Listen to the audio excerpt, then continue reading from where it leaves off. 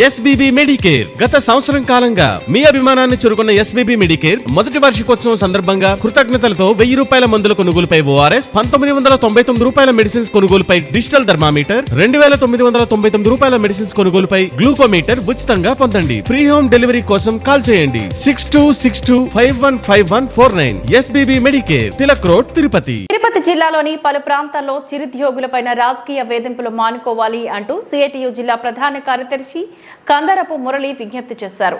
తిరుపతిలోని సిఐటియు జిల్లా కార్యాలయంలో ఆయన ఈ సందర్భంగా మాట్లాడారు. రాష్ట్రంలో రాజకీయ వేధింపులు ఉండవని సీఎం చంద్రబాబు నాయుడు పదే పదే ప్రకటనలు చేస్తున్న ఆచరణలోని భిన్నమైన పరిస్థితులు క్షేత్రస్థాయిలో నెలకొని ఉండడం ఆందోళన కలిగిస్తోంది అంటూ మురళి వ్యాఖ్యానించారు.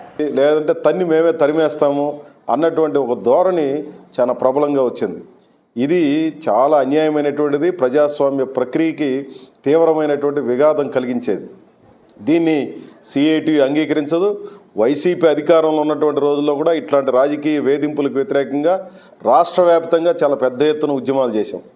ఆ పరిస్థితిని తెలుగుదేశం పార్టీ ప్రభుత్వం తెప్పించుకోవద్దని చెప్పి మేము ఈ సందర్భంగా విజ్ఞప్తి చేస్తున్నాం.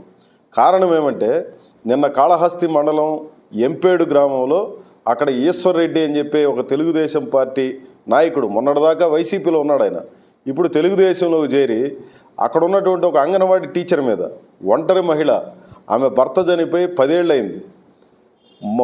వాళ్ళ అమ్మ కూడా బాగా వృద్ధురాలు, 70 ఏళ్ల వృద్ధురాలు.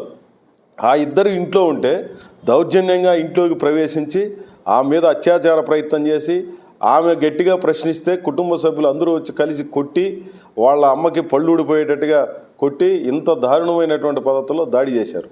అంగన్వాడీ సెంటర్లోకి దౌర్జన్యంగా ప్రవేశించి రికార్డులు ఎత్తుకోమన్నాడు.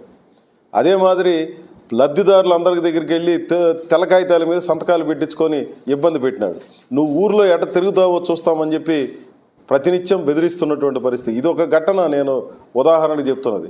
ఏం వెళ్ళి పోలీసులకు ఫిర్యాదు చేస్తే ఎవరైతే బాధితురాలో ఆ బాధితురాలకి న్యాయం చేయాల్సినటువంటి పోలీసులు దౌర్జన్యం చేసిన వాడు పెట్టినటువంటి కేసు నమోదు చేసి దౌర్జన్యానికి గురైనటువంటి బాధితురాల మీద కేసు నమోదు చేశారు. ఇది చాలా అన్యాయమైనటువంటిది. దీన్ని ఏమాత్రం ఎంటర్టైన్ చేయొద్దని చెప్పి రాష్ట్ర ముఖ్యమంత్రి చంద్రబాబు నాయుడికి నేను సూచిస్తూ ఉన్నాను. ముఖ్యమంత్రి సొంత జిల్లా అది, చంద్రగిరిలో ఆయన పుట్టి పెరిగినాడు. ఈరోజు కుప్పం నుంచి ఆయన ప్రాతినిధ్యం వహించవచ్చు, కానీ తిరుపతి జిల్లా అనేది ఆయనకి సొంత ప్రాంతం. ఆయన పదే పదే అనేక సందర్భాల్లో చెప్తుంటాడు, నాకు కక్ష సాధింపు వ్యవహారాలు తెలుగుదేశం పార్టీకి లేవు, ఈ నూతన ప్రభుత్వానికి ప్రాధాన్యాలు అవి కాదు, వేరే అని చెప్పి పదే పదే చెప్తుంటాడు. కానీ ఆచరణలో మాత్రం ఈ జిల్లాలో జరుగుతున్నటువంటి ఘటనలు చూస్తే, వెంకటగిరిలో ఇదే రకంగా ఒక మహిళని, ఆశా వర్కర్ని తొలగించడానికి ప్రయత్నం చేశారు. కాళహస్తి మన్నవరంలో గాయత్రి అనే అంగన్వాడీ మహిళల్ని తొలగించారు.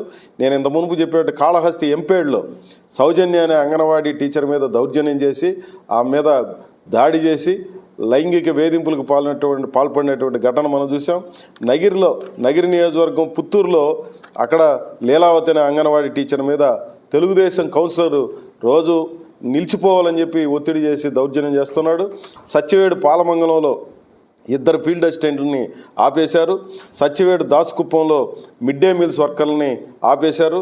సత్యవేడు తొగరాముడి అనే గ్రామంలో ఆశా, అంగన్వాడీ, వివోఏ ఫీల్డ్ అసిస్టెంట్లను తీసేయాలని చెప్పి అక్కడ ఉన్నటువంటి అధికార పార్టీ నాయకులు తీవ్రమైనటువంటి ఒత్తిడి చేస్తున్నారు. వెంకటగిరి అర్బన్ పిహెచ్సిలో పనిచేస్తున్న ఆశా వర్కరు సాయిలక్ష్మిని కూడా ఇదే రకంగా తీసేయాలని చెప్పి ప్రయత్నం చేస్తున్నారు. ఎంత అన్యాయం అంటే, కాళహస్తి మండలంలో 17 మంది ఫీల్డ్ అసిస్టెంట్లని అన్యాయంగా తొలగించేశారు. తొట్టంబేడు మండలం ఇంకో 11 మందిని తీసేస్తామని చెప్పి బెదిరిస్తున్నారు.